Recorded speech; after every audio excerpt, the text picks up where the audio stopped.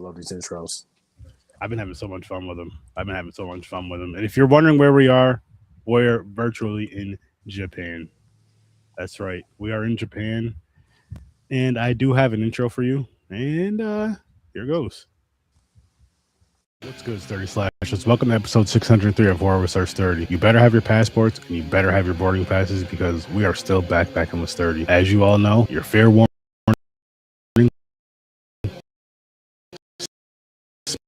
Spoilers are ahead. Don't make us the scapegoat of your happiness. Go watch. That fucking up for everybody or just for me? No, Yeah, that was me. Oh my god. Yeah, that was wild. I thought that was me. I was like, mean, I'm going that was- to settings and shit. Like, what's going on? That was slightly Lynchian. I was like, Yeah. I'm gonna try it again, but I'm gonna see if I gotta mix it down again or something, and I'll pull another one back up. Oh, So what shit. the hell's going on? I was like, That dang I was fiber. like, It's like analog horror level there, Sturdy. is my internet fucking up over here? What's going on? And got this shit done. Usually, you see what happens, guys. See when I get shit done on time and all this stuff. I don't get shit done last minute and it fucks up. This is why I'm late all the time, people. This is why I do shit last minute. That's why, right there. But we'll get that back to you guys in a little bit. So take two. We're gonna take two. Pretend like it's the first time. Pretend like we ain't see this. All right. Yeah. We'll just have a random conversation until we get to that. But how's everybody doing? We'll get that part over with. Oh shit. Trevor, it's been a while. How you doing, man? I'm doing quite well.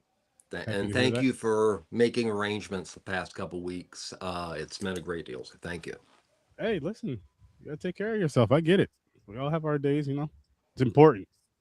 Take care of your mentals, people. It's very, very important. Yes. And don't do drugs, especially crack. And drink your milk. Strong Hey, bones. You don't have to do that. You know, Strong remember bones. Nancy Reagan and the egg and stuff. You know. Drink your Ovaltine. Yeah. Ovaltine. You do Ovaltine. I think I tried that one time. Oh, Ovaltine? Yeah. I think my grandmother had it or something. I was like, the hell is this? I was like, what's this? A funky chocolate milk? Funky chocolate milk. Did it give you explosive diarrhea? I can't remember that part. I probably shit myself. I don't know. I hope so.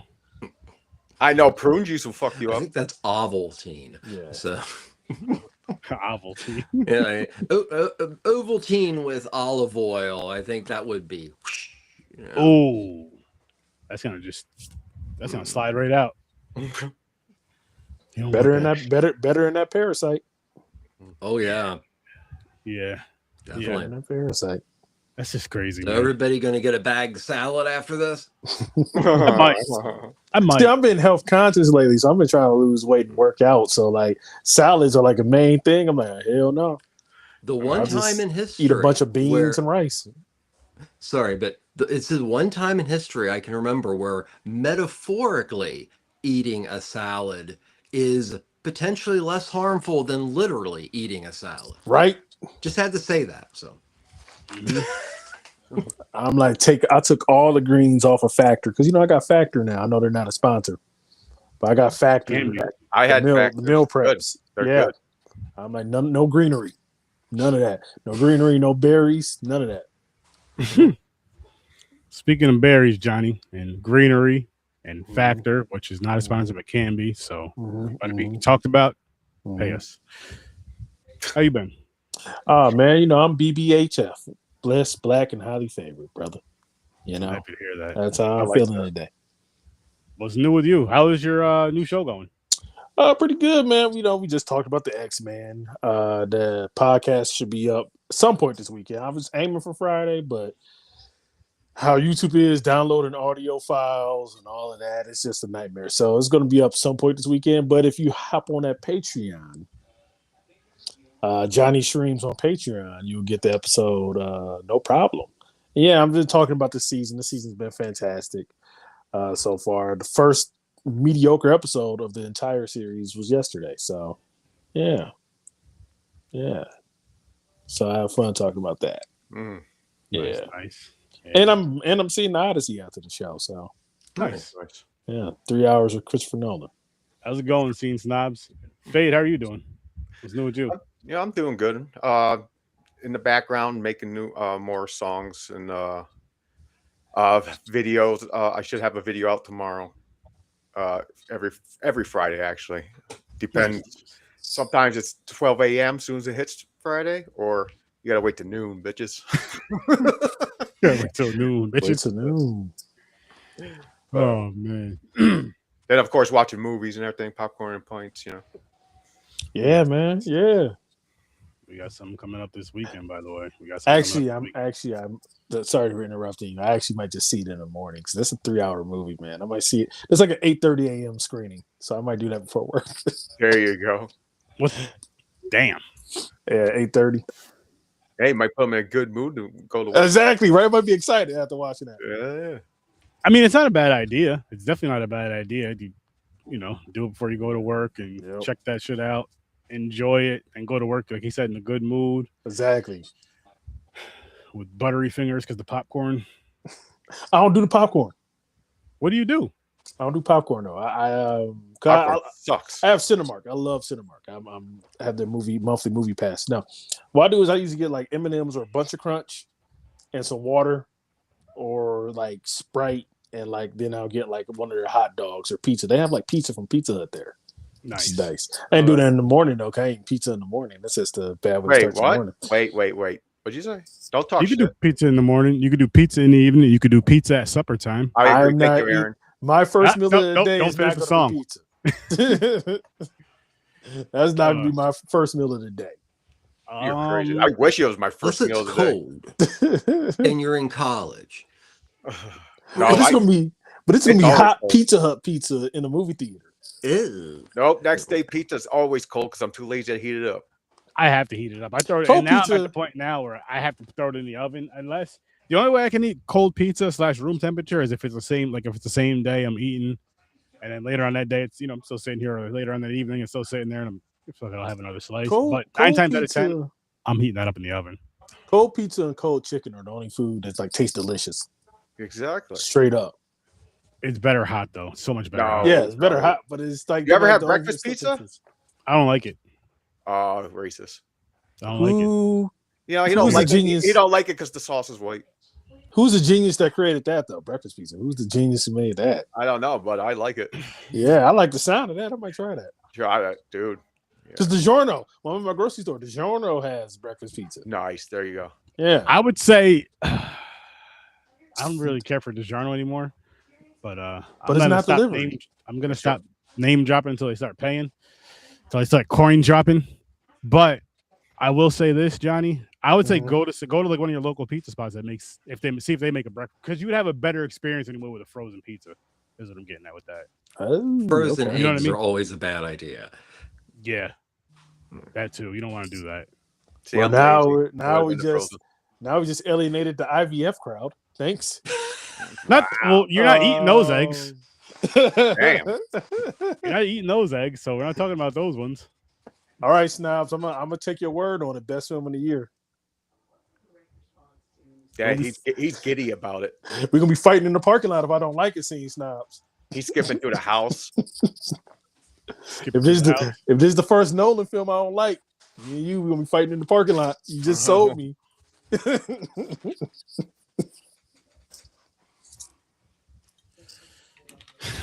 Fighting in the house. All right, let's try this one again. All right, let's try it again. What's good, 30 slashers? Welcome to episode 603 of Horror with Sir 30. You better have your passports and you better have your boarding passes because we are still backpacking with 30. As you all know, your fair warning, spoilers are ahead. Don't make us the scapegoat of your happiness. Go watch the film, crawl right back into the nightmare. We virtually traveled 760 miles from Seoul, Korea to Tokyo, Japan for tonight's film. Best wishes to all, which was released January 12th, 2024 in Japan and released June 13th, 2025 in the US. Directed by Yuta Shimote, written by Rumi Kakatu, starring Kotene Fukawa as the protagonist, Masi Arfuku as the grandfather, Annette Hara as the child, and I apologize for the name pronunciations. I know they're all wrong. I'm trying, Trevor. Help me out. Sturdy Slashers. What did you think of Best Wishes to All? If your happiness came at someone else's expense, how far would you go to maintain that happiness? So many answers in the comments. While you're here, for your happiness and your good fortune, hit the sub and hit that bell. Kyo Kino Seika Yokoso. Welcome to the madness.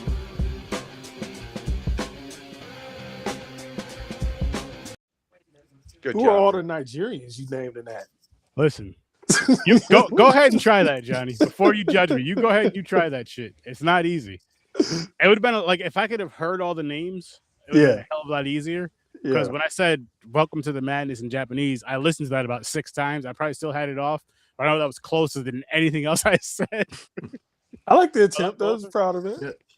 I'm gonna keep attempting every week from here on out. Now, I wish I would have started last week. I have to, and I'm gonna try my best to say "Welcome to the Madness" in that language.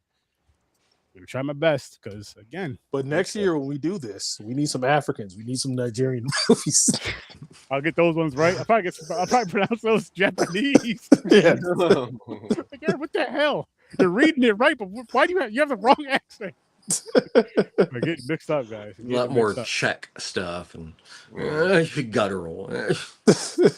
Now, you know what would be funny is if for the parts where all the names are popping up, just have Trevor pop in and say it. Yeah. Oh yeah, like little video. Directed by Boom.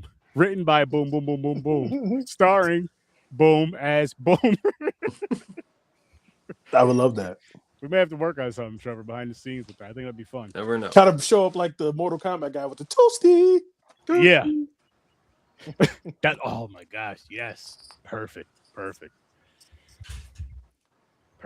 But You know, they should have made that one of the characters in the newer ones. In the movie, just some random white dude going toasty. bouncing around out of nowhere saying, "Oh man, that'd be kind of." Or imagine that they had took that mask, like that thing that pops up that says Toasty, and made it as a character to fight with. I really wish he was a character you can fight. Just after a while. Random dude. Yeah. What would it be his finish? Something toasty out. It has to be toasty. something Yeah, he has to like burn somebody and go toasty. He crushes someone with 2 graham crackers. Oh man. That's water. Or is that milk? That look like milk. Oh hell no. Hell no, Johnny. Right in the middle of the show, he's like. This is Japanese whiskey. This right here. Ooh, yeah, rice whiskey, baby. Yeah. It's good too. Can't get no sake. Not while I'm on the show. I was gonna lie and say this is a family show, but it's not. The show Try to get some sake and some sake. Oh, see what you did there. See what you did there, James. Clever. but if you ever are in the mood to drink a nice beer, drink Sapporo though. Not a sponsor, but that's an excellent Japanese beer. Okay, I gotta try it. Sapporo. Sapporo. That too. Let's try that too. But best wishes to all, guys. Yeah. James, I'll let you kick it off with the ratings. Sorry, Fade. What do you give this one, good sir? You know, I'm going right now. I'm going to say a 7. 7. Okay. How about you, Professor T?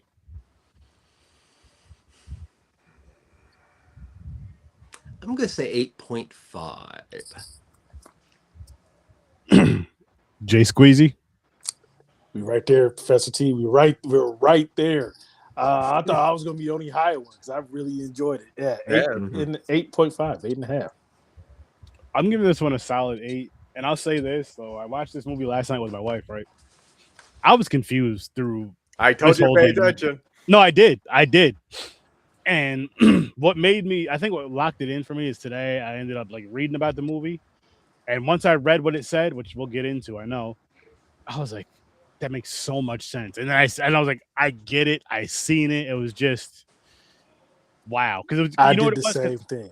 Because there was so much craziness going on. And I mean, there was a spoiler in the intro, people. There was a spoiler in the intro. If you heard what I said in the intro about how far would you go for your own how far would you go for your own happiness, but mess with somebody else or whatever. whatever. I forgot what I said verbatim. I don't listen to myself. You guys should though. When we're talking these movies. But no, it's. Oh, Actually, you're not gonna answer that question? I was gonna say I want to kick it off. And kind of see where we all stand with that as far as like how far would you go for your happiness and for your family to have like this really good, comfortable life? Even though what you're doing is uncomfortable. But I guess at the same time, if it's something to where, because this whole town was in on it except for one family. Not just the town. It was the whole. Was it the whole? It was the whole village. Everyone. The whole village? Oh, it's shit. everyone. Yes. All of Not Japan? the whole village. It is potentially the world. See, the issue with the girl is about her finally opening her eyes to a world that is so nihilistic that everybody else is saying just buck up and do what everybody else does. Mm-hmm. And that makes it even darker. But that is I've came across several interpretations like that, and I agree with them. The director and co-writer is definitely making a major statement with this film. Mm-hmm. You can add layers onto, but as you're saying, I mean, where you're going is the key element. So it's a metaphor wrapped into a simile that's also wrapped into an enigma. You shouldn't say Somewhere there's an onomatopoeia for maybe, you know. That's a good question you posed, because I'll jump right on in there and say how far I would go. It seems like they were doing this to like innocent people though. Mm-hmm. If it was like a criminal, like somebody who like messed with kids or something like that, I would gladly do it. But that's see, I would gladly, and I could say I agree with you on that, which would actually be a great idea. I mean, if it's living like that for people that do just egregious things, it's like, yo, thanks, Henry. It's like you're gonna be doing the death penalty anyway, so I mean, you're gonna be here for a while. Exactly. The people aren't paying for No, it. we're not thinking that. We're going with the innocent people. So innocent people, but no, that's what these I'm saying. people I are was very saying, like, innocent, actually. I was gonna say that's the easy way of saying it as far as like going with the criminals. But if you're just going with some random person in your town or in your city, it's not random. That's a lot harder. And it's like, so I wouldn't do it in that case, honestly. Like, honestly, I wouldn't be able to sleep at night. So I kind of would be like the childhood boyfriend guy. But the way this movie portrays it, it's like you almost have to at a certain point in life, because I'm going to say I wouldn't do it. But at the same time, I could say I would do it if it's going to save my family. What if it's going to save my family's life? I was going to say the same thing. Because I think everybody will that's a say, pretty I'm not intense doing it. ethical They're like, I'm dilemma. not doing it. And then later on, right, it's building on you. Like, it might take you 10 minutes or something. And you're going to be like, okay. They start to deteriorate when they don't do it. Yeah. So it's like, it's not about, because for that part of it, that's why this is why I would do it, because it's like, it's not just about me. It's literally about everybody that I care about. Versus if it's just about me, to where like, if I do this or not, it's on my survival. Oh, fuck it, I won't do it. I'll eventually deteriorate. But if it's like, if it's me doing this for my family to survive, that's a whole nother ball game. I'm gonna at least try to seek out a criminal before I just get to an innocent person. I'm at least trying to seek out a criminal if I have to do it.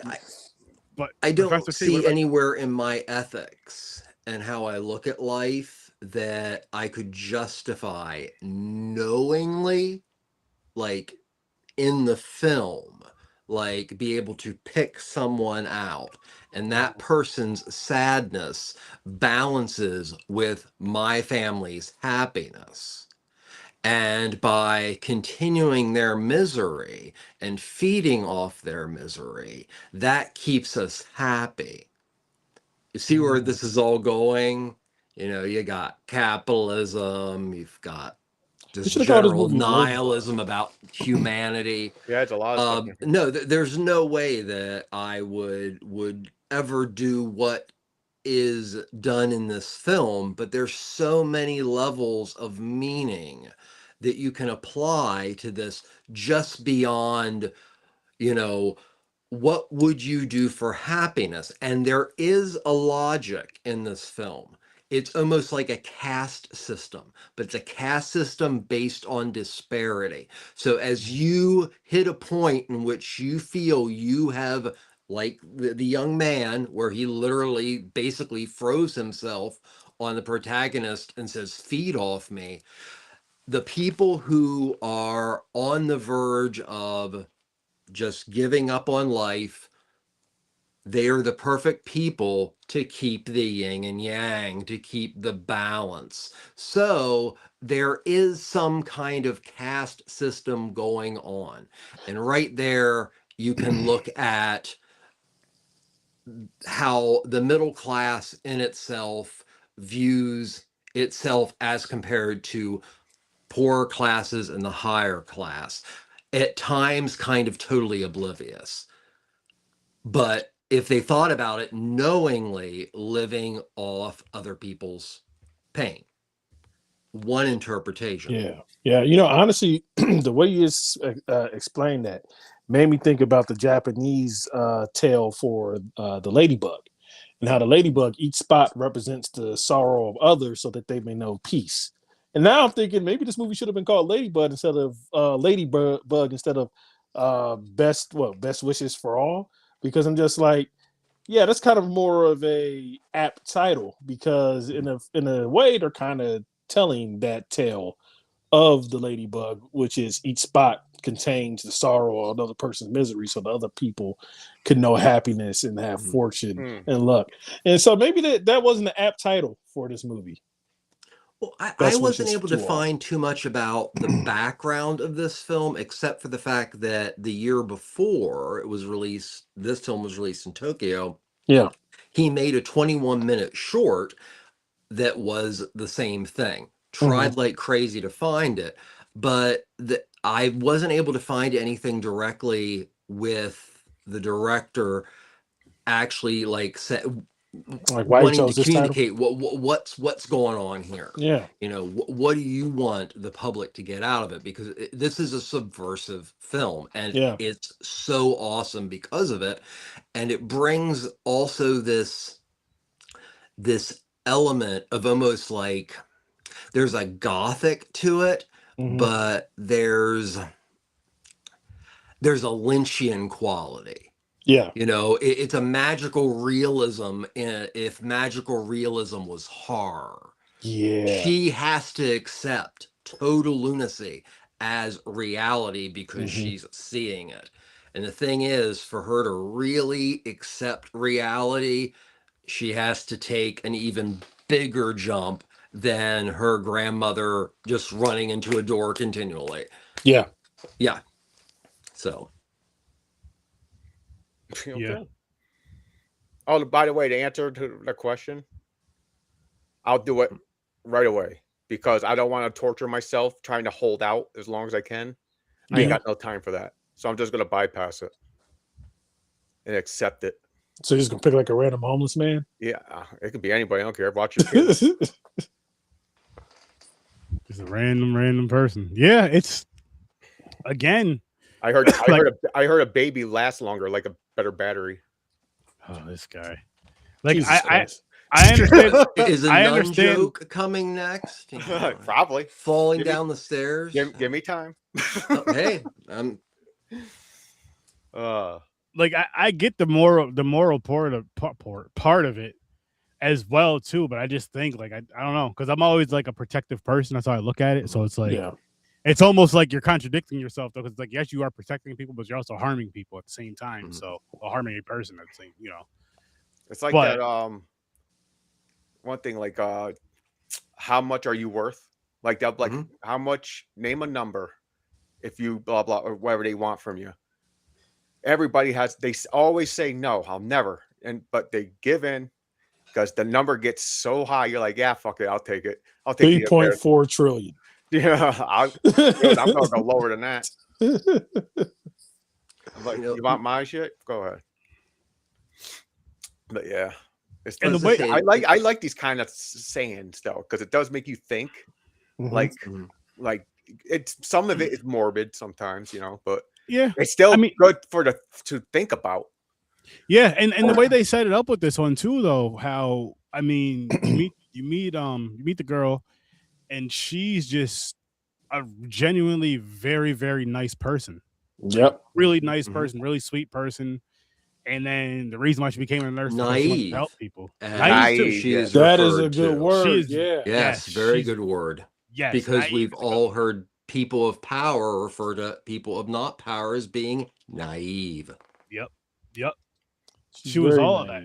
She was all of that, and it was cool to see someone so innocent, how she was, like how her change from the beginning to the end of this film. Yeah, she had an arc because she went from this is wrong once she found out what was going on. This is wrong to living that lifestyle. Here's my thing, and I'm glad we're talking about the character and her performances because that's actually I'm gonna be honest with you, that actually was a weakness for me. And I say it's a weakness for me because there's a lot of things that Johnny wouldn't do in this situation in this movie. That, you know, Johnny necessarily didn't agree with our girl protagonist did. Like when I was like, thank God my grandparents aren't freaking weird. Because the moment my grandparents put my fingers in their eye or wherever fucking orifice, sorry for cussing, that they put them in, I would have left. I would have called my mom. I would have been like, this place is weird. Why am I here? Like, yo. And she got cell service. That was like, I mean, come on. They didn't even use that cliche. She could contact people. Right. And she's like, I mean, I'm like, why yet again, it's referred to a couple times as the possibility of illusion. Yeah. So, and it's very it's a very weak thing to put in there, but it's enough that anything that you really, really want to question that the director does not want you to know. Yeah. Illusion. What's up, Chad? It's up to you. What's good, Chad? Hey, Chad. Hey, Chad. Yeah, because I know if it was me in this circumstances, I'm calling my mom like 5 minutes in. I'm like, these people are weird. Why am I here? Johnny, it's funny. They smack their food when they eat. I was watching this with the wife, and I was thinking and saying the same thing. Like whoever's parents it are of that, like so whatever set of grandparents I'm with, sturdy in eyes. I'm calling their parent, or I'm calling my parent, their child. Yeah, like, listen, you didn't. But the thing is had she called her parents, you would have never known that her parents were into it. You know what I mean? Yeah, that's true. When you find out later on, that twist. That's a good twist right there, where you're just like you can you imagine that shit? You come up and you're just like, what the. You're into this too? Yeah. Because and where was this my whole life? And that's what kind of redeemed this movie, that performance for me, is that the big twist that happens, right? And then your parents are weird too. Okay. And then I started questioning, then why are you normal? Like these people are creepy. Why are you normal? Like. Well, I mean, maybe it was one of those things again with the whole naive thing, because she's heard things since she was a little girl. Yeah, but she was never. The thing is, you could say naive, yes, but it was also it was never told what was going on. They pretty much just kind of ignored it all the time. Ignored it. Like her grandparents, they're making pig noises at one point. Just to ignore. Oh my god, the pig noises. That's when I would have been like, okay, why are you oinking? No, forget all that. Killing flesh was randomly going to come on the screen, and I'm going to tell you two things that's going to happen. If I'm laying under a table and I see my grandparents sucking on each other's fingers, I'm going to throw up and leave. Oh, I'm not even going to call anybody. I'm just going to throw up and leave. I wonder how that feels with arthritis. You know, it's like really, I'll probably find out at some point. You know, I'm not saying that in the future I'm planning on letting people suck my arthritic fingers. You know what I was thinking at that point? I was like, she's probably sucking his finger because he can't get it up anymore. Yeah. And I'm just like, this is so weird. Nice metaphor with it. But another thing that was like unsettling was when they were telling her good night and they just kept on staring at her. I'm like, okay, close the door. Word, just standing there. But no, but going back to the finger thing too, I'm just like, it was just so weird. It was so weird, and just there's no way I could be laying under that table. Like I'm getting up like, yo, what the fuck is going on? I'm sorry for swearing, but what the fuck is going on? This is wild. Now this is getting too crazy. take that shit somewhere else. I'm leaving. I'm not coming back ever again either. Yeah, I'm calling mom. Call your parents all of a sudden. Here they come with their crazy shit. Like, oh, yeah.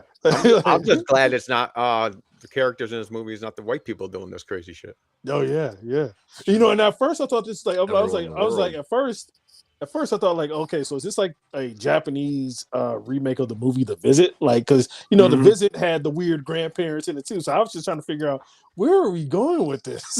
He definitely has some favorite filmmakers. Let's put it that way. Yeah. Okay. Yeah, and some are old school. Oh, you're familiar with this director, Trevor? Yeah. Well, I mean, so the director of this particular film, Shimutsu. I mean, for me, but real quick, I mean, of course, you see Kaishi Kurosawa's work like Pulse and Cure. I see Ozu in this film, and I think it's very, very important because Ozu's films are all very calm and about family and family order and how the new generations have issues with family. I think he was highly influenced by Kubrick, by how he uses hallways and such sparse, very centered shots that are amazingly claustrophobic. So yeah, this guy, he hasn't done a lot, but he is definitely a movie lover. See, that's funny because like the fact you said Kubrick and how it's kind of Kubrickian with that. For me, and maybe Kubrick's a good pull, but for me, with certain shots, it almost feels like a painting, especially with the mountains. And when I was watching this movie, I just kept on saying A+ to the set designer or the location scout, because like those mountains and how beautiful it looked, it's kind of redundant to say picturesque because all movies are moving pictures, but it's very much like a water painting. And I got to say, I love the lighting in this movie. I love the way certain scenes look.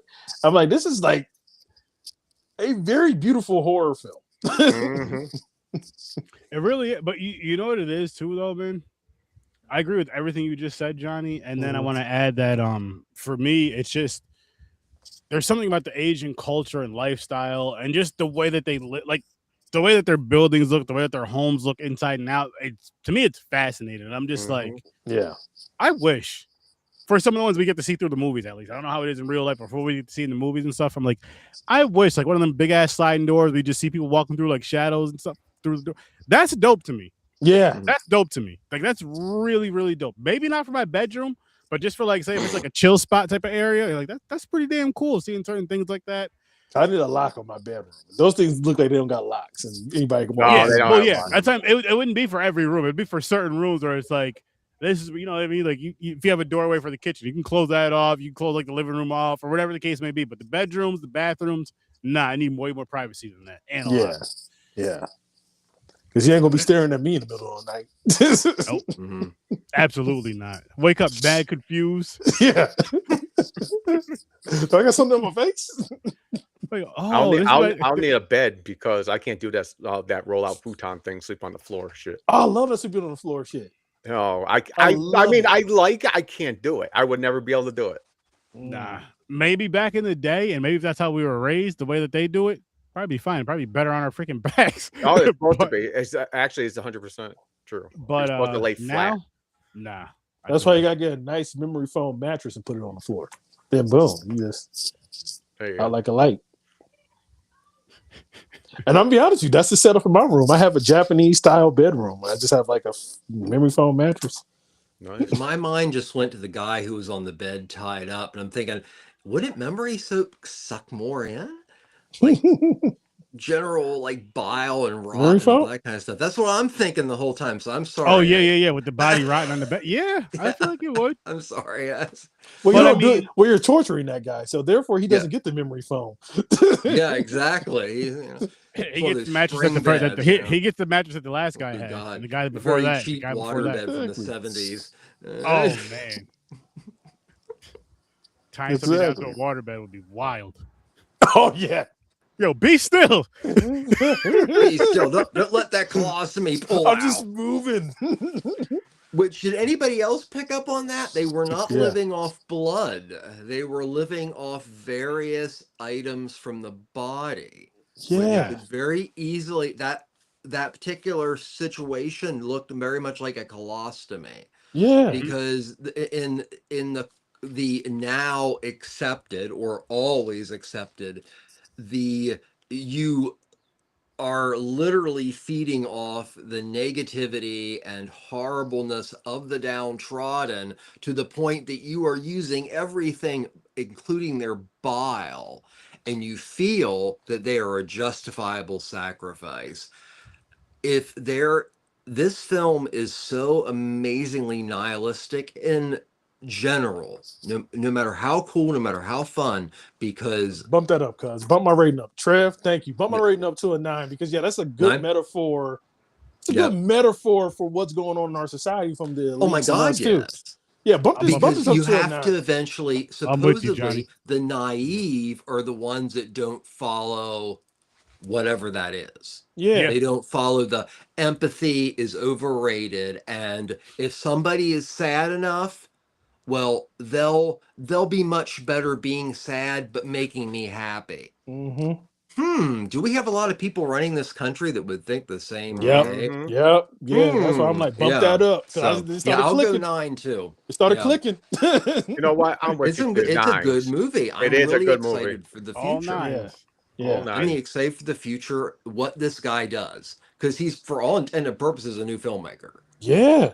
That's cool. And I can't wait for his new stuff. And yeah, I can't wait to see his next joint because like I said, man. And I know I was glowing about. I like the score of this. I like the sound design in this movie. Just on a technical level, this is an awesome movie on a technical level, man. Okay, so this is interesting. I'm sorry to interrupt again, but this movie makes me excited, which is awesome.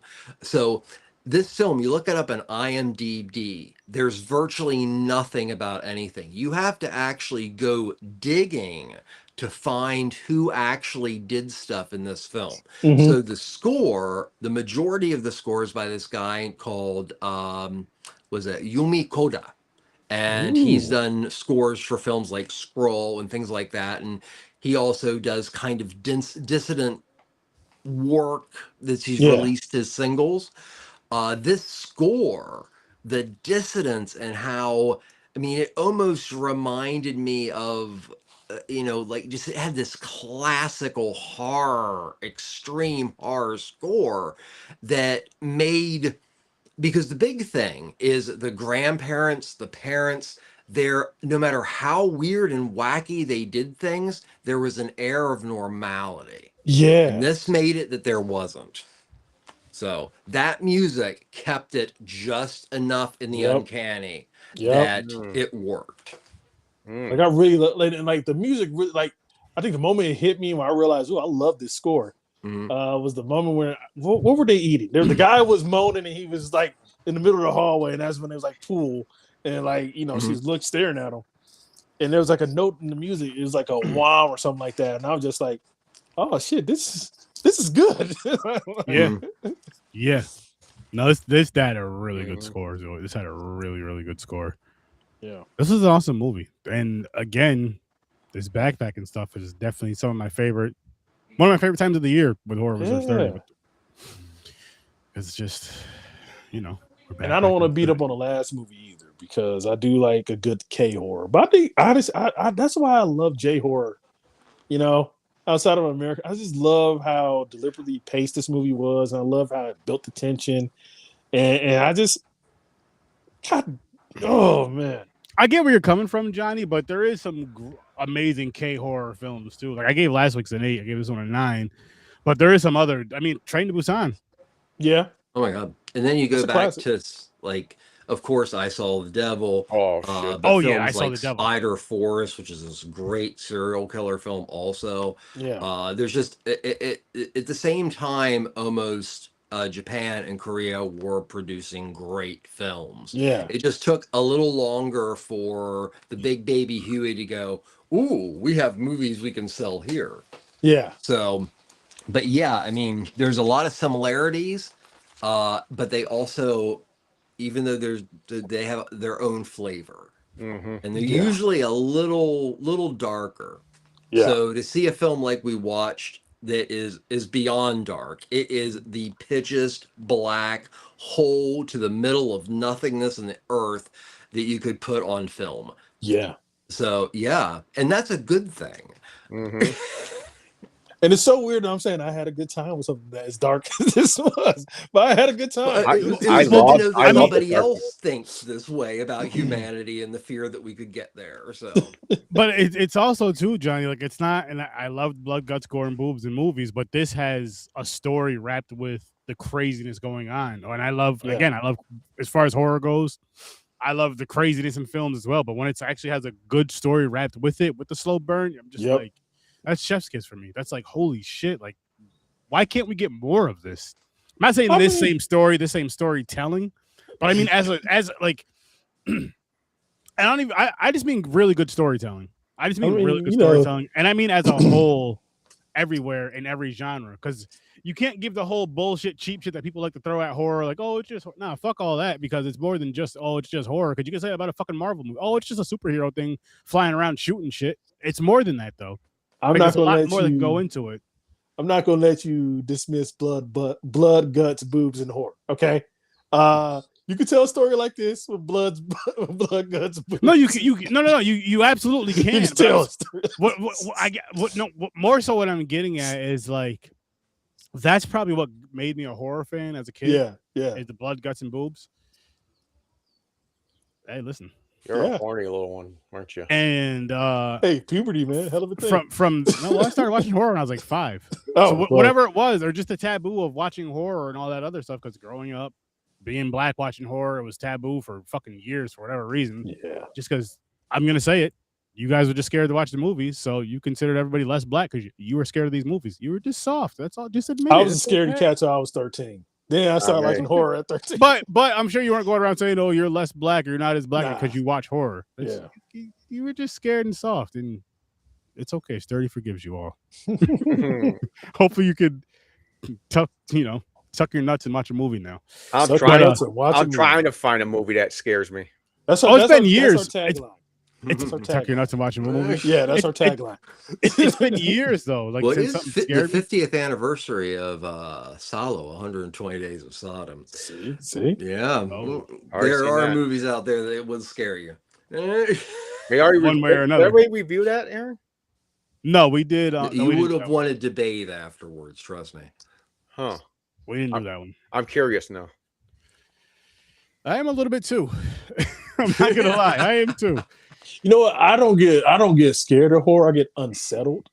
And I think the one that unsettled me the most, and still has unsettled me the most. And y'all might be like, really, that one? But the one that really unsettles me is Get Out.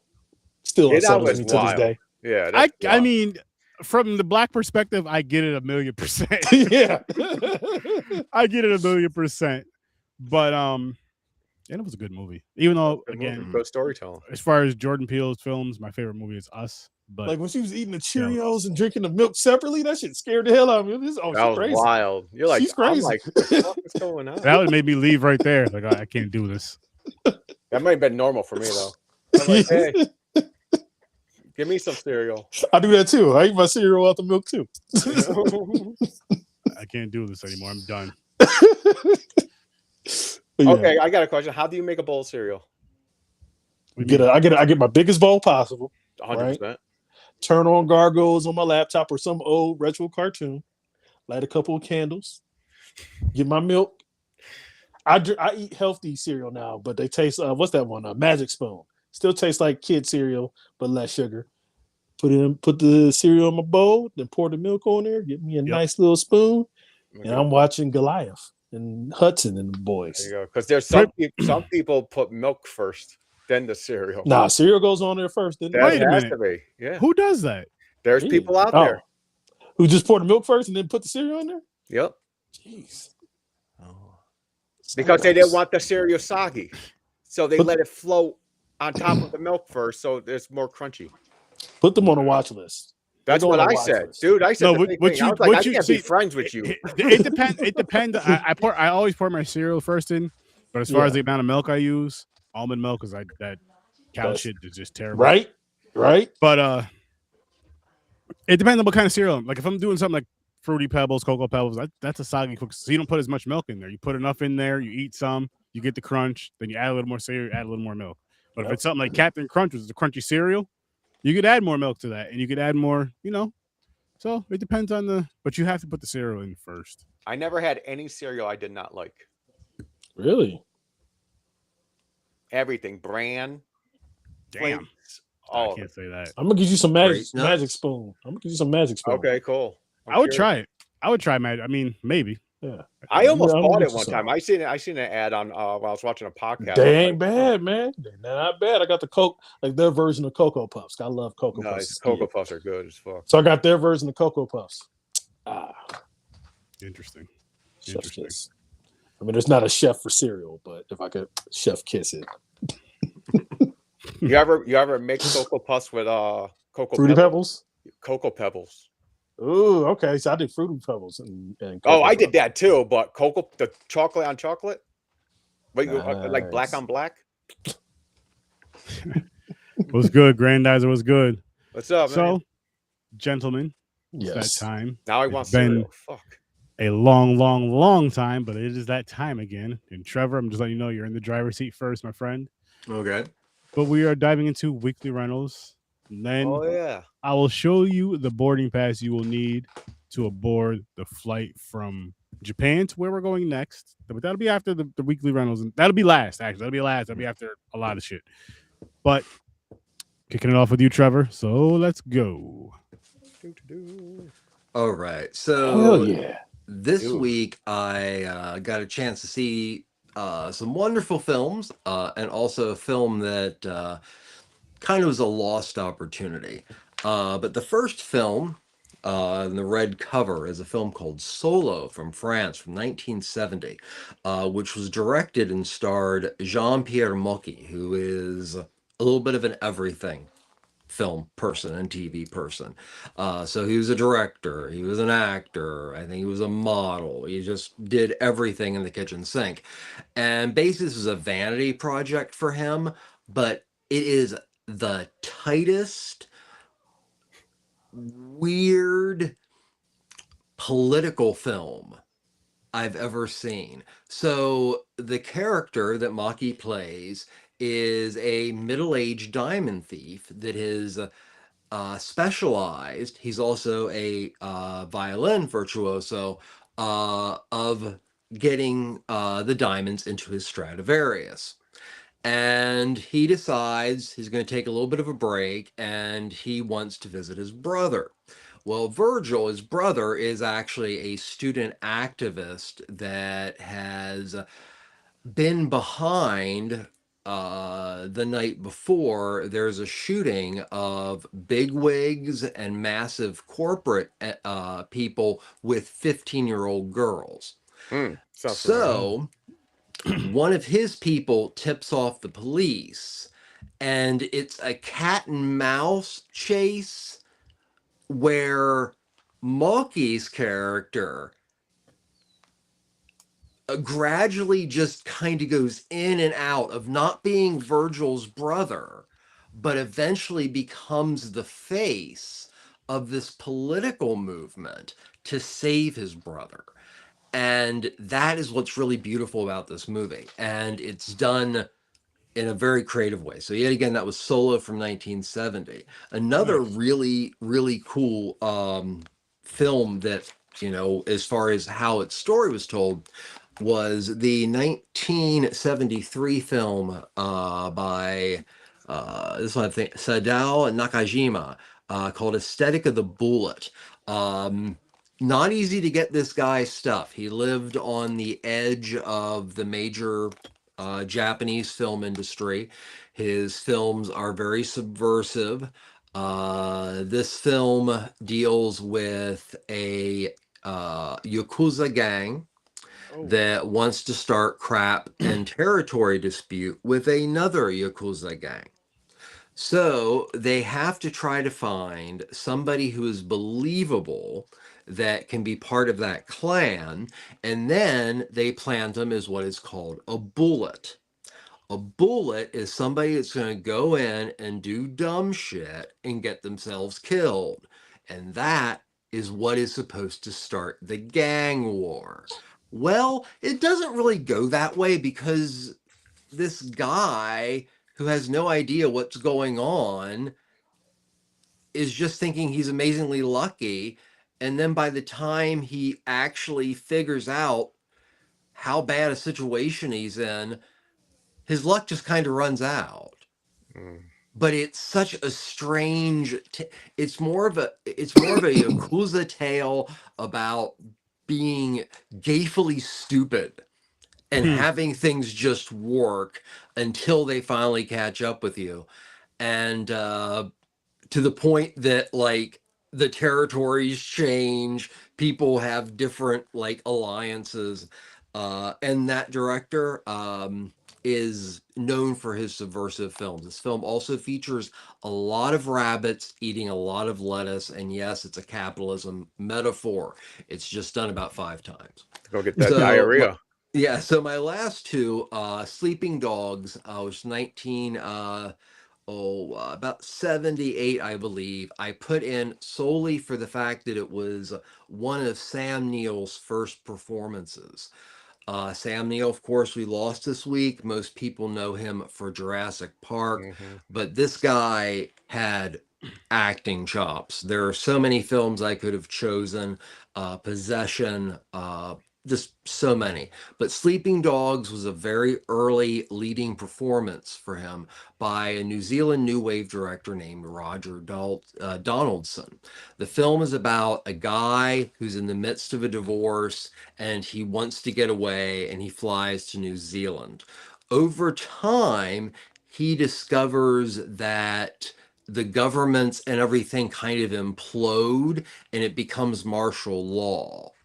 So it's basically a story about somebody who wants to give up responsibility, but quickly is thrown into a responsibility-based situation that is so much worse than they thought they had it. And Sam Neill is just over the top.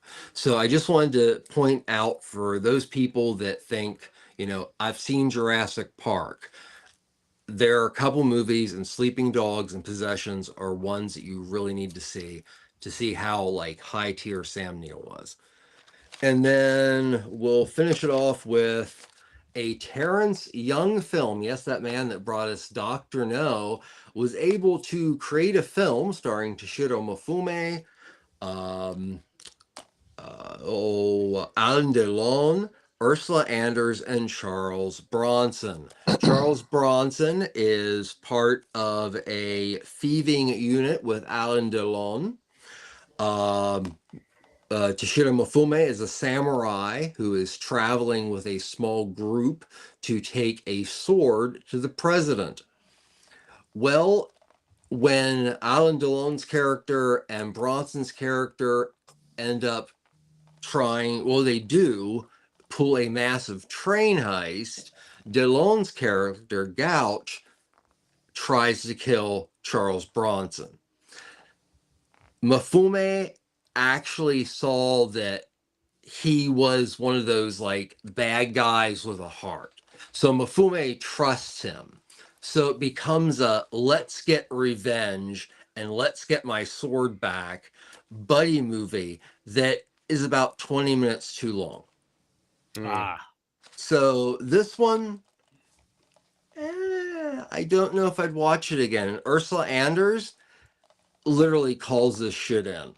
So, but Toshiro Mifune and Alain Delon, bring it. So there. Nice. Mifune, he was Kurosawa's boy, right? Yes, and Alain Delon was in the Melville films like Le Cercle Rouge, Le Samurai. So this is a great idea, but where an idea like Hell in the Pacific with Mifune and Lee Marvin, like, they both brought game. Bronson can act, but compared to Mifune, it's very hard to take that rivalry seriously, because Mifune just has to give a look and it's like alpha. Yeah. Yeah. Mifune, I like him. Good stuff. Nice. Johnny, you are up to bat now, good sir. All right. So I kind of went. If horror is chocolate, comedy is peanut butter. So, CB4. After watching this, I had to get into like a comedy mood. I'm gonna start with Knocked Up, though. We're not gonna go. We're just gonna go out of order on this one. So I'm gonna start with Knocked Up first. And I was actually watching the clip on Knocked Up. One of my favorite scenes in the movie involves Craig Robinson as the bouncer. And he says a line in this movie that I always say, especially when it's like an older woman. And it's just like he's just like, you're not old for this earth, you old for this club. Personally, I would tear that ass up.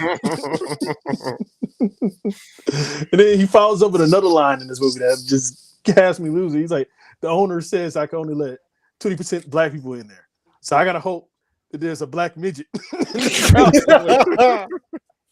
So I watched this and then I just got in the mood of, I'm just gonna watch this whole movie. So I did. I think it's Judd Apatow's second or third film. Seth Rogen's first starring film. Katherine Heigl in there. It's a very charming love story. It's a romantic comedy, and I like the fact that it's balanced with the romance. And it's balanced really well in there. There's a lot of memorable scenes in the movie, like the Craig Robinson scene. That's actually what made me a big fan of Craig Robinson. That and Pineapple Express, the whole movie. It's one of my favorite romantic comedies of the last 20 years. It's really charming, really wonderful written script. Moments of dialogue, performances. There's certain performances that are really good, like when Seth confronts her in the OBGYN office after he had to leave and walk 20 miles. And he's just like, I'm not saying F you, Allison. I'm saying F your hormones, Allison. It's really good. It really sticks out. It's one of the best romantic comedies out there. Nice. And it's all because I watched this little horror movie and got unsettled. And I'm like, you know what? I need to watch some comedy to watch this. Nothing wrong with that. Nothing wrong with that. Then the next one, I'm going to go with CB4. Nice. I am not a Chris Rock guy. I'm just saying right now. Same. I'm not a Chris Rock guy. My comedy brethren, I break their heart every time when I say, I don't feel bad that he got slapped at the Oscars. I don't feel bad. Let's stick with that for a minute. I don't either, because you go up there and you disrespect my wife, we might jump you. Right? Like me and her. She's probably got to get up before I do. I think the only thing I don't agree with is that he did it at the Oscars. He should have did it at the after party where we don't know about it. Mm-hmm. But I don't feel bad he got slapped. Again, though, he's been making these jokes. He's made these type of jokes in the past, right? Yeah. And then you go ahead and you do it right here. Yeah. And it's on my biggest night. Listen, not only that, but after he says what he says, she gives him this look. We all know this look. It's like, all right, got it. I think it was to embarrass the unicorn. Yeah. So that's my history of Chris Rock. But CB4 is one of the rare movies and one of the rare times that Chris Rock has me laughing. I feel like this movie was not only a love letter to hip hop, but also a satire on hip hop, and obviously NWA, Straight Outta Compton, Straight Outta Low Cash. I think that the Charlie Murphy shows up as like the antagonist of the movie. I think Charlie was funny. I'm a big Dave Chappelle guy, so like I had to look up when I found out Eddie Murphy had an older brother. When I was like 14, when I first seen it, I'm like, oh no, I gotta follow this guy's career. I'm like, I'm gonna do some more of you. He was so funny. Too bad he passed away too. He passed away too soon. There are times I find that he's funnier than that. I was gonna say the same exact thing. Yeah. Oh, real quick. You brought up CB4, and that just makes you remember another movie that came out about 2 years before. It was a mockumentary called Fear of the Black Hat. Yeah, That movie is off the wall, and I just had to bring it up because CB4 would not have been a thing if it wasn't for the underground success of that film. Yeah.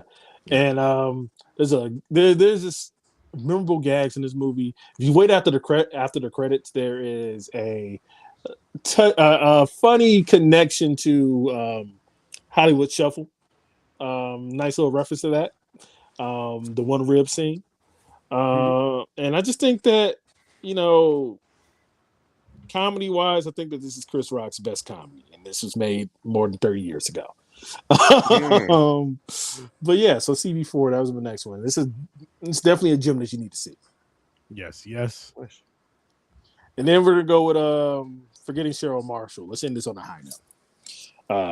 We'll finish with X-Men 97. But Forgetting Cheryl Marshall, because I was already in the Judd Apatow rabbit hole, I was just like, you know what? Another movie I haven't seen in a long time, but I really enjoy. Forgetting Cheryl Marshall.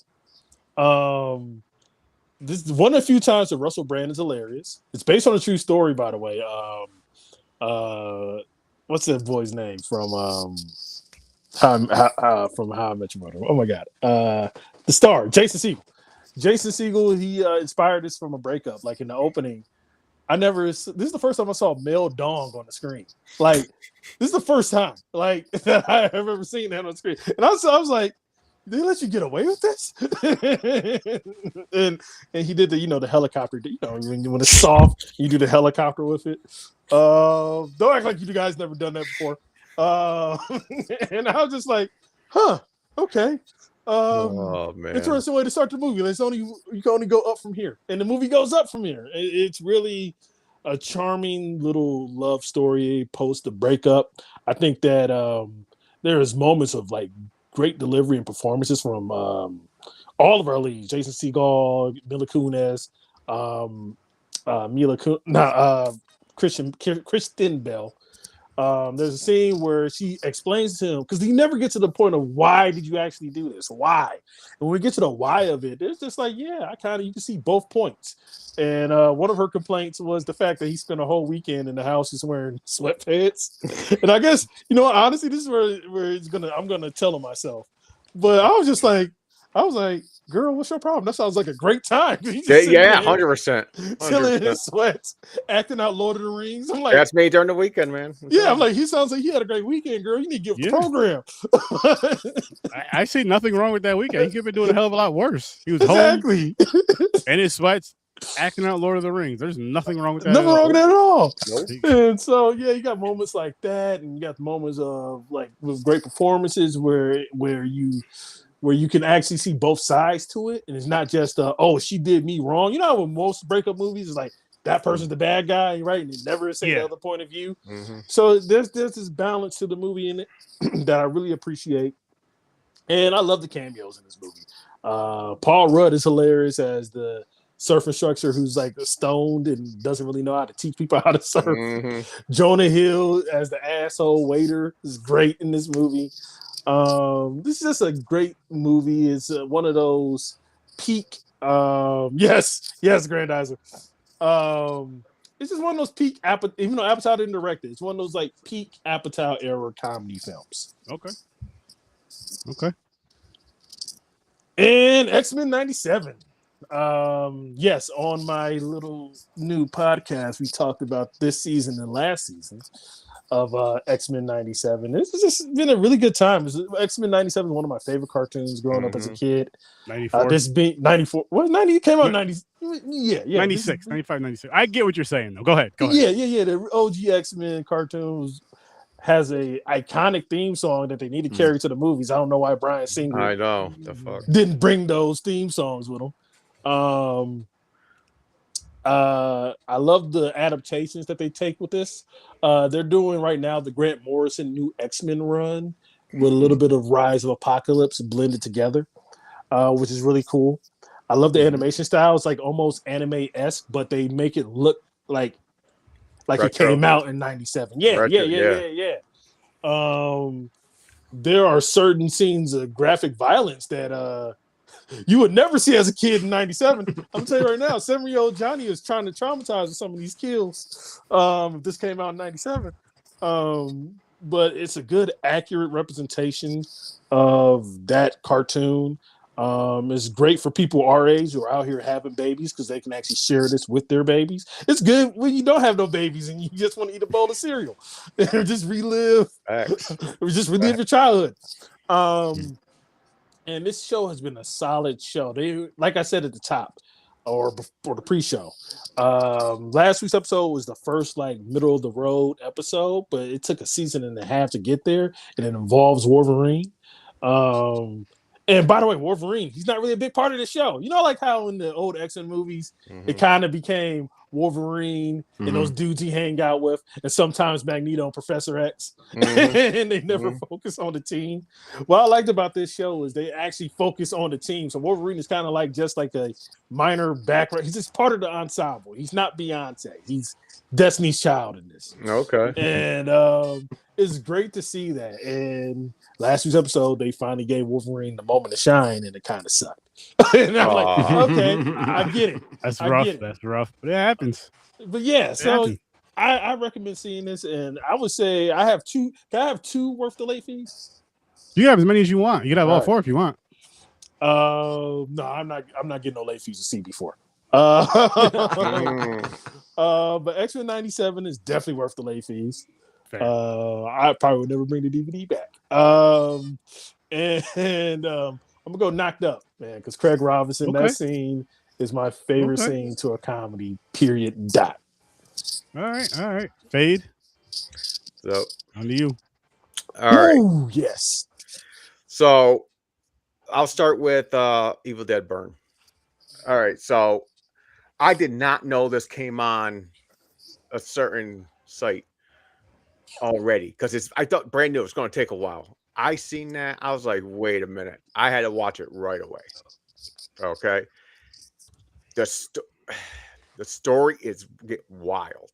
There's like violence in this movie.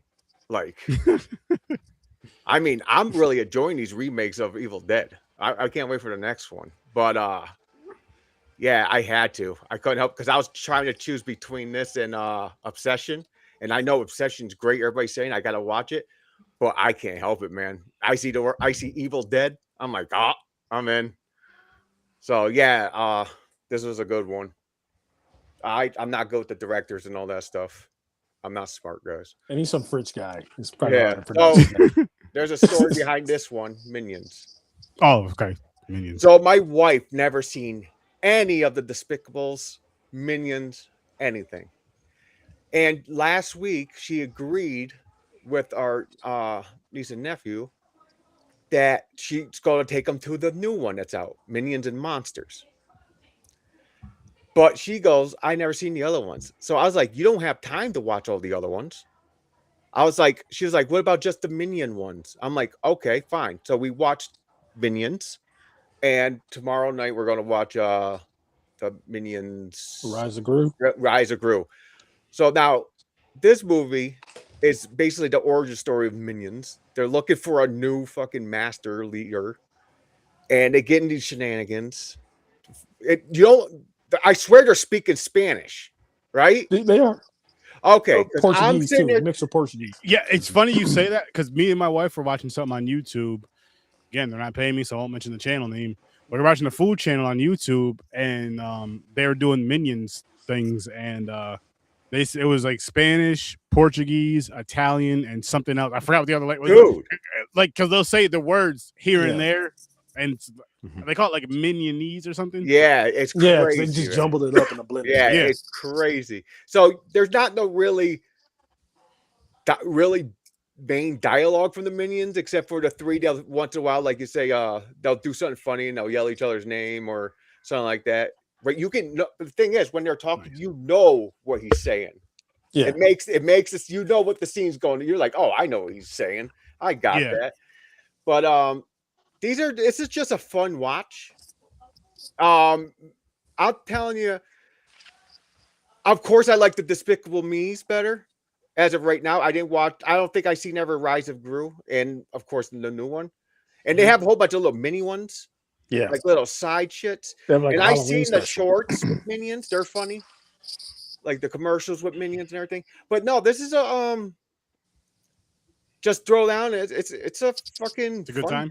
Yeah. It's on an off day. Yeah. It's just fucking fun. So she watched that, and we're gonna watch Gru. Then she's gonna be ready for Saturday about the Minions. Then she wants to go back and watch the rest. Of them, so. Nice. Before you move on, I do want to interject like a little fun fact. Really quick. Jane, Fade. Yes. You should do shorts out of that. I know she won't be on camera, but at least get her a rating. Like, hey, my wife gave this a blah blah blah. Yeah, like here's like why, a TikTok. and I gave this a blah blah blah, and here's Remind why. me. I will. We will. No, seriously though. I was just going to bring up the fact that Trey Parker from South Park is the voice of the monster in Minions of Monster. Sweet. So if you're a South Park fan, you have an ear for his voice. Sweet. Good time. So basically, the monster sounds almost like Cartman. The monster sounds like Randy. Really? Yeah. Nice. Okay. Nice. I'm up to bat. Well, hold on. I think both movies are worth the worth the late fees. Nice. All right. So I'll kick it off with The Ultimate Fighter. I think it's like season 34. It's the newest season out right now. Bisbee and Cormier as the coaches. But no, I haven't watched this in years. I used to watch Ultimate Fighter every single season for years and years and years, and I stopped for a while. But my wife got into UFC.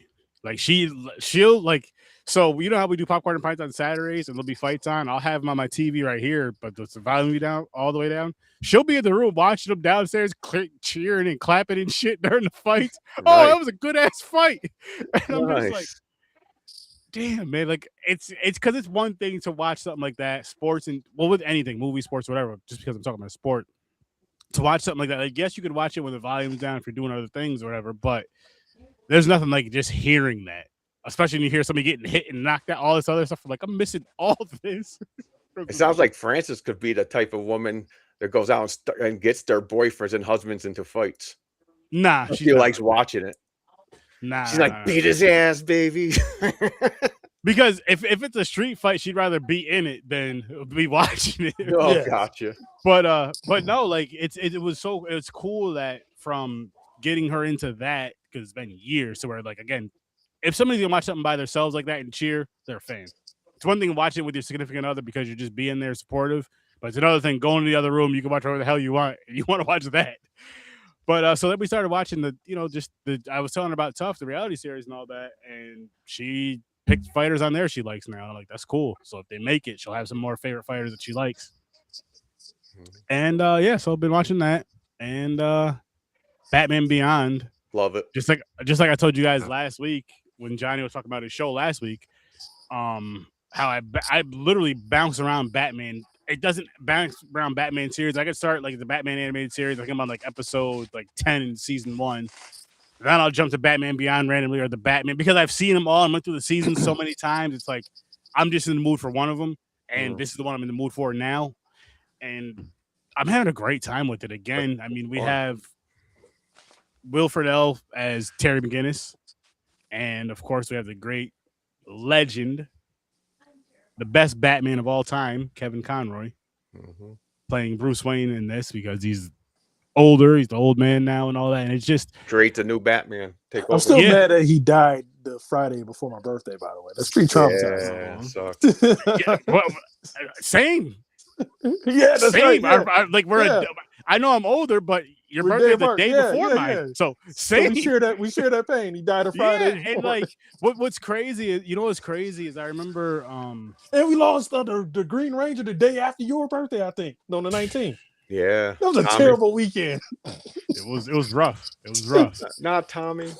But what was crazy too with Kevin Conroy is I remember, I believe it was that same year, a couple months earlier, they were doing he wasn't here, but you'd have to bring your figure or whatever to the mall and drop it off there, and then they'd send it to him to sign it.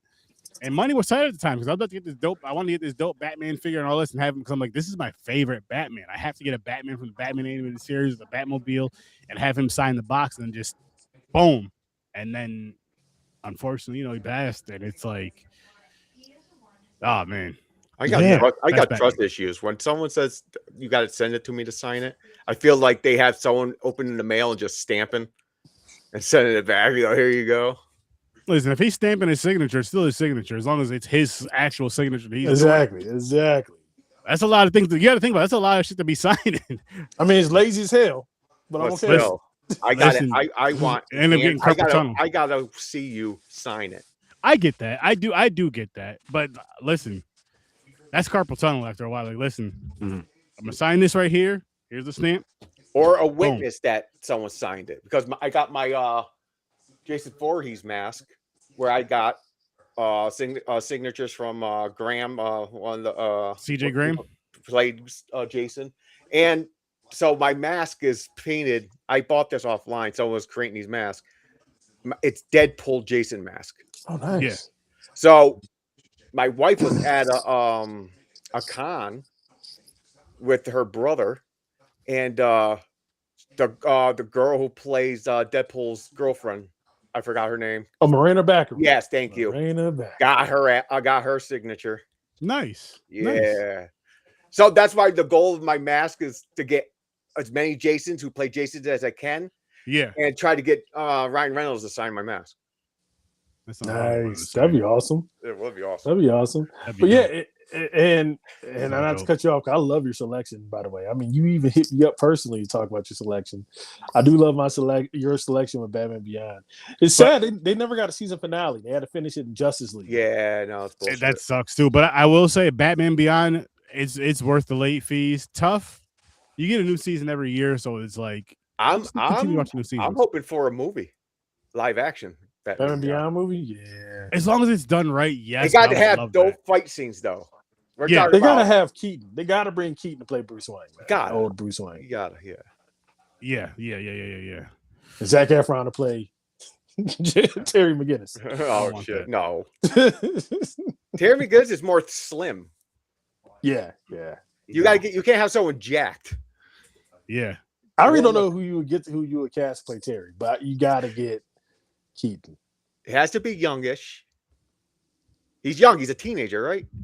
Yeah, he's in like senior year of high school, I believe. But you know, Hollywood, when you're a senior high school, that means you're 35. So. Yeah, exactly. And that's why they think it's okay to date him.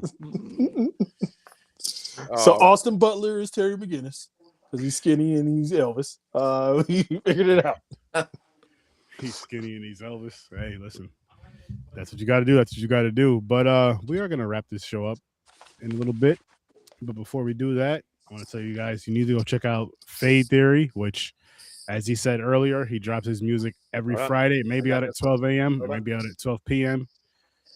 But it'll be out there, and that's where you can find him. Boom, on his YouTube channel. You can find him as Apsuno at Fade Theory for those of you that are listening and not viewing. What? At Fade Theory. I don't know why my TikTok's on there. I just heard cock. Oh no, he said TikTok. He said TikTok. Oh, okay, yeah. I thought he said cock too. I thought he said my he cock. wasn't there, right? Yeah. Oh man, I thought he said my cock too. Maybe I am talking about cock. I'm like, what? He might be. He might be. Could be. But then you have Johnny Loves Movies, and I'll let him tell you more. Yes, Johnny Loves Movies on YouTube under Johnny Sturdivant. Go to Johnny Streams to get my new podcast, Johnny Cinematic Spinner Rack. This Friday, we're releasing the X-Men episode. If you want to watch this beautiful face and bless me with some shekels, come watch me talk about. We're just going to do Gargoyles this Monday. Sweet. I love that cartoon. And I'm in the Gargoyles mood. So we're talking Gargoyles Monday. And they do have a comic book, so it counts. They have a comic book by Boom Comics. Please check those out. They used to have like the Disney license before they bought Marvel. You would think Marvel would make the Disney tunes into comics, but they still would Boom. But yeah, so check that out Monday for Gargoyles on my Patreon, Johnny Streams. And how about you, Professor? Where can everybody find you and your lovely, lovely stuff? I know you're gonna be putting out some new stuff, but at least the stuff you have out. Yeah, well, the stuff I have out, you can go to ambassadorradio.org. That can get you to my socials. Right now, if you want to kind of get an idea of what's coming in the future and what I kind of took a little break on, best thing is to check out our YouTube, which you can get to from ambassadorradio.org. So, there you go. And this Saturday, over on Popcorn and Pints, we are reviewing Interstellar and Oppenheimer. And again, we have our new showtime again this year, our new showtime at 7:00 p.m. Eastern time. So make sure you guys come check us out. So you can see more of us. Yes. Pretty face. Yes. I don't know how you do it. 3 hours. I don't know how you we're trying to be like Joe Rogan here, man. No, fuck that. No, we're not. No. Hey, I'm not talking about mental wise. You're not trying to elect a Republican as president? Nope. I don't want to be any part of that I bullshit. don't like nobody. I don't want to. As a matter of fact, I don't even want to be connected with politics. That's where a lot of scams and bullshit comes in. I just want to be a podcast that loves movies and discusses movies and stuff like that. Well, I would like to formally bullshit. announce that I'm running for Cleveland City Council. There you go. Well, I can't vote for you, so you don't have my vote. Where your campaign song would it be? Johnny Be Bad. Oh yeah, Johnny Be Good. Johnny Be Good. Go Johnny, go. But I'll tell you this as well.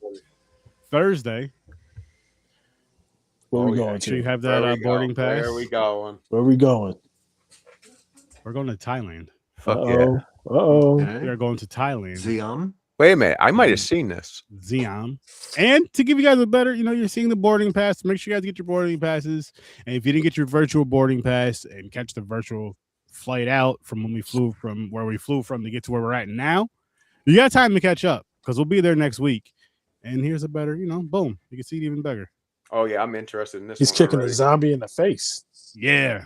Or I don't think it's a zombie. It might be a demon. Whatever it I is. see black eyes. Zombies got black eyes. Yeah. No, they Be don't. zombie. They got no eyes. Fucking rotted out. No, they can. No, that times they have the real black eyes too, though. We'll see what happens, but I'm excited I watched for it. Walking Dead. Yeah, I know. It'll be a There's good so time. many Eventually, the types of zombies, birds man. get them, but What's the scariest type of zombie? I already told you it's the thriller zombie. Because it can dance. They can dance. And you Oh, can fall in the trance from the dude. dancing, and then you No. might be like, "Oh, I got bit." It's the zombies that can run, man. It's the Those thriller zombie. fucking. I'm done. Running and dancing are different. If they run at me, I'm dead. You see a zombie do a whole choreographed dance? I got time to Yeah. leave. Finish the show on his own. That's true. That's true. Oh shit. Hal Williams, yes, rest in peace. Yes. Yeah. RP. Yes. But I mean, for me, it has to be them zombies that can run fast and just keep running fast and jumping over stuff. Because the ones that are dancing, I know I'm black, but I don't dance. So that wouldn't. You wouldn't be mesmerized. You wouldn't be Nah. Like World, I'd keep World going. War Z zombies and shit, man. Yeah. But the thing with the World War Z zombies, if I remember correctly from that movie, You gotta get sick. before we wrap it up, If you get have sick, to they be won't sick. bite you. Yeah, no, if you have to be sick and they won't mess with you, that's what it is, right? Yeah. But if you're healthy, they're coming after you. I ain't gonna Yep. just try to catch a cold every time I see a zombie. They want the fresh organs. Like All you gotta do is get yourself some Ebola, and you good. You good. I'm gonna end up being one of them after all that. I'm dying from that and being a zombie. For all that, I might as well just catch a cold. What's the weirdest zombie movie you ever seen, Professor? I need to know. Weirdest? His This most should be wild, all of weird- us. I'll tell you what the weirdest is. I don't World know. War Z. Zombie would have to be a reanimated body. Yeah.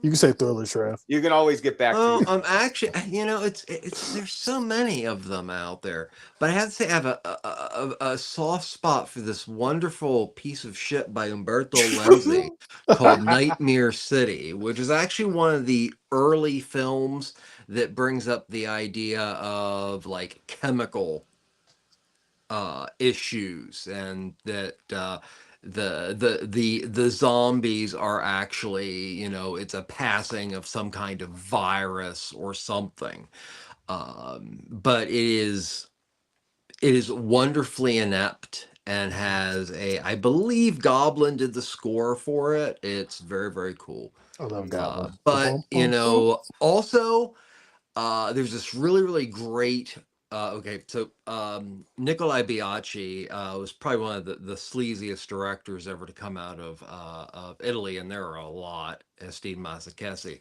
But he did this film called Burial Ground that is not necessarily weird because of zombiedom. It's one of the few films in which you see a mother comforting her son in a way that eventually leads to you discovering he's a zombie and he heats her tit. It's that in-between area that's gray that makes that movie like just one of the weird things that just makes it so fucked up. Damn. Yeah. That's some wild shit. Yeah. That's some wild shit. Army of the Dead zombies are pretty weird too, though, because they can get pregnant and have babies. Yeah. That's pretty wild. That's pretty wild right there. That movie does sound wild. Aaron, you already know the craziest one I seen. I'm not gonna. Probably same. I'm not gonna mention it though. Same one I seen. No, it's the one we talked about. Oh, do you remember the title of it?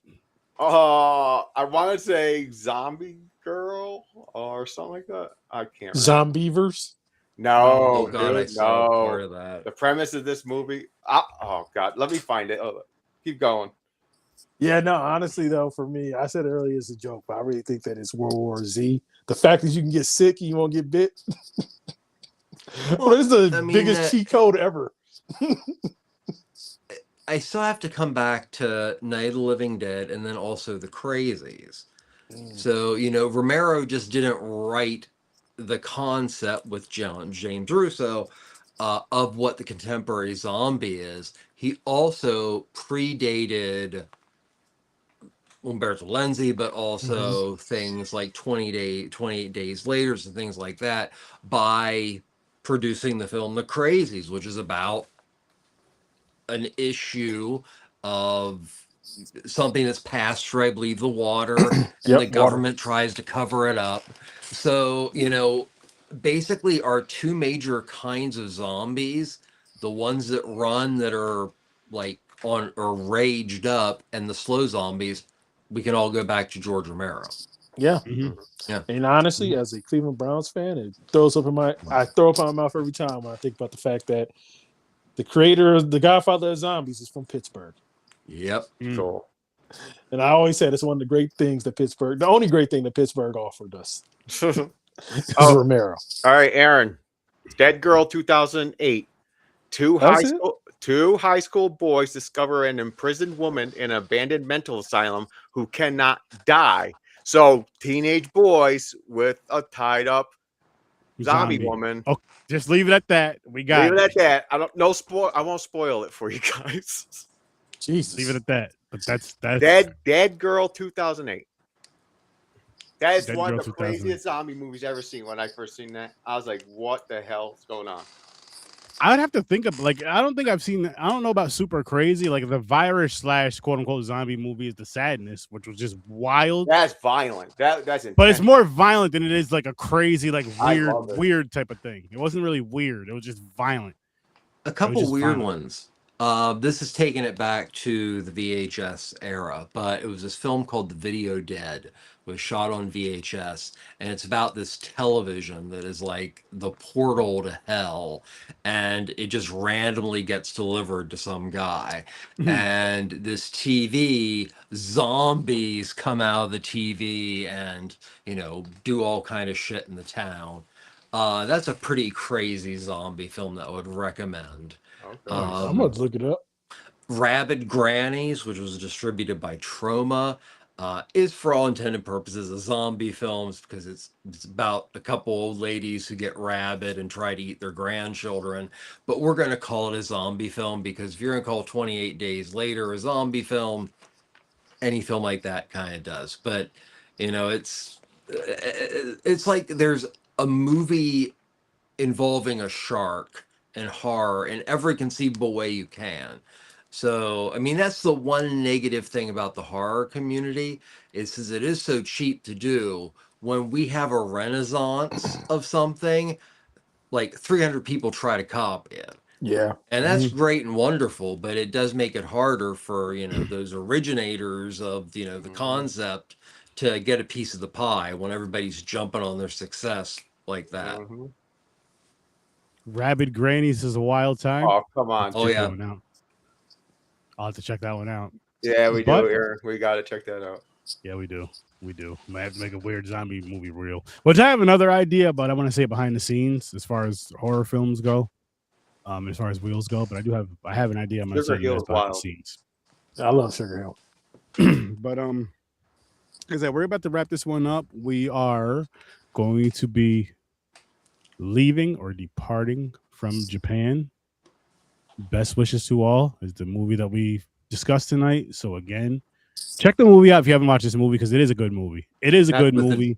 With the depressed like- person actually stuffed in our duffel bag so we can be happy after. There you this go. movie. He's Yeah. right. So, He's right. So it's good it's a you had a short flight to backpack. Thailand. You got to put that miserable person in there. I'm going to say this. So- If you don't want us to do stuff like that, you got to like this channel. You got to subscribe to this channel. You got to share this channel out to other horror fans. And we won't do stuff like that. But until you do, you know, you want to be happy. We want to be happy. Hit that sub and meet us in Taiwan next week. And with that being said, I'll see you in your night.